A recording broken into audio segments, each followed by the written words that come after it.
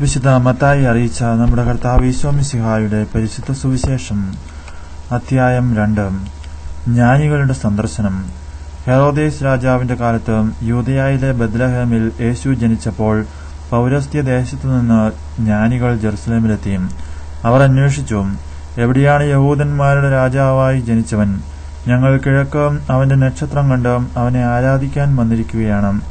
ഇത് കേട്ട് ഹെറോദേസ് രാജാവ് അസ്വസ്ഥനായി. അവനോടൊപ്പം ജെറുസലേം മുഴുവനും. അവൻ പ്രധാന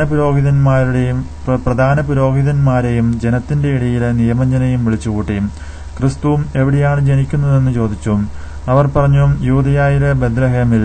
പ്രവാചകൻ എഴുതിയിരിക്കുന്നു, യൂദയായിലെ ബത്ലഹേമേ, നീ യൂദയായിലെ പ്രമുഖ നഗരങ്ങളിൽ ഒട്ടും താഴെയല്ല.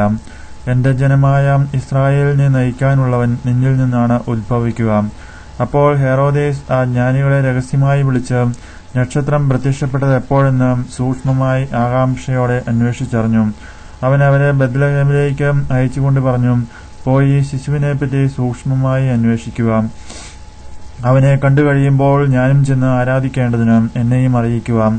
രാജാവ് പറഞ്ഞത് കേട്ടിട്ട് അവർ പുറപ്പെട്ടു. കിഴക്കു കണ്ട നക്ഷത്രം അവർക്ക് മുമ്പേ നീങ്ങിക്കൊണ്ടിരുന്നു. അത് ശിശു കിടക്കുന്ന സ്ഥലത്തിന് മുകളിൽ വന്നു നിന്നു. നക്ഷത്രം കണ്ടപ്പോൾ അവർ അത്യധികം സന്തോഷിച്ചു. അവർ ഭവനത്തിൽ പ്രവേശിച്ച് ശിശുവിനെ അമ്മയായ മറിയത്തോടുകൂടി കാണുകയും അവനെ കുമ്പിട്ട് ആരാധിക്കുകയും ചെയ്തു. നിക്ഷേപപാത്രങ്ങൾ തുറന്ന് പൊന്നും കുന്തിരിക്കവും മീറയും കാഴ്ചയർപ്പിച്ചു. ഹെറോദേസിന്റെ അടുത്തേക്ക് മടങ്ങിപ്പോകരുതെന്ന് സ്വപ്നത്തിൽ മുന്നറിയിപ്പ് ലഭിച്ചതനുസരിച്ച് അവർ മറ്റൊരു വഴിയെ സ്വദേശത്തേക്ക് പോയി.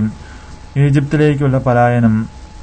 അവർ പോയി കഴിഞ്ഞപ്പോൾ കർത്താവിന്റെ ദൂതൻ സ്വപ്നത്തിൽ പ്രത്യക്ഷപ്പെട്ട് യോസഫിനോട് പറഞ്ഞു, എഴുന്നേറ്റ് ശിശുവിനെയും അമ്മയെയും കൂട്ടി ഈജിപ്തിലേക്ക് പലായനം ചെയ്യുക. ഞാൻ പറയുന്നതുവരെ അവിടെ താമസിക്കുക. ഹെറോദേസ് ശിശുവിനെ വധിക്കാൻ വേണ്ടി ഉടനെ അന്വേഷണം തുടങ്ങും.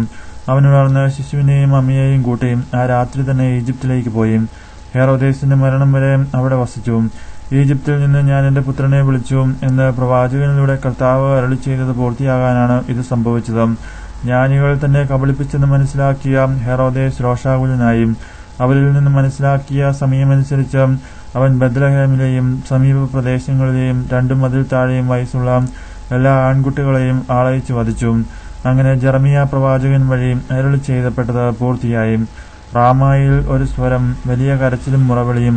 റാഹേൽ സന്താനങ്ങളെക്കുറിച്ച് കരയുന്നു. അവളെ സാന്ത്വനപ്പെടുത്തുക അസാധ്യം, എന്തെന്നാൽ അവൾക്ക് സന്താനങ്ങൾ നഷ്ടപ്പെട്ടിരിക്കുന്നു. തിരിച്ചുവരവ്. ഹെറോദേസിന്റെ മരണത്തിനു ശേഷം ഈജിപ്തിൽ വെച്ച് കർത്താവിന്റെ ദൂതൻ ജോസഫിന് സ്വപ്നത്തിൽ പ്രത്യക്ഷപ്പെട്ടു പറഞ്ഞു, എഴുന്നേറ്റ് ശിശുവിനെയും അമ്മയെയും കൂട്ടി ഇസ്രായേൽ ദേശത്തേക്ക് മടങ്ങുക. ശിശുവിനെ വധിക്കാൻ ശ്രമിച്ചവർ മരിച്ചു കഴിഞ്ഞു. അവൻ എഴുന്നേറ്റ് ശിശുവിനെയും അമ്മയെയും കൂട്ടി ഇസ്രായേൽ ദേശത്തേക്ക് പുറപ്പെട്ടു. മകൻ അർക്കലാവോസ് ആണ് പിതാവായ ഹെറോദേസിന്റെ സ്ഥാനത്ത് യൂദയായിൽ ഭരിക്കുന്നതെന്ന് കേട്ടപ്പോൾ അവിടേക്ക് പോകാൻ ജോസഫിന് ഭയമായി. സ്വപ്നത്തിൽ ലഭിച്ച മുന്നറിയിപ്പനുസരിച്ച് അവൻ ഗലീലി പ്രദേശത്തേക്ക് പോയി. അവൻ നസ്രായൻ എന്ന് വിളിക്കപ്പെടും എന്ന് പ്രവാചകൻ വഴി അരുളി ചെയ്യപ്പെട്ടത് നിവൃത്തിയാകുവാൻ നസ്രത്ത് എന്ന പട്ടണത്തിൽ അവൻ ചെന്ന് പാർത്തു. നമ്മുടെ കർത്താവായ മിശിഹായ്ക്കു സ്തുതി.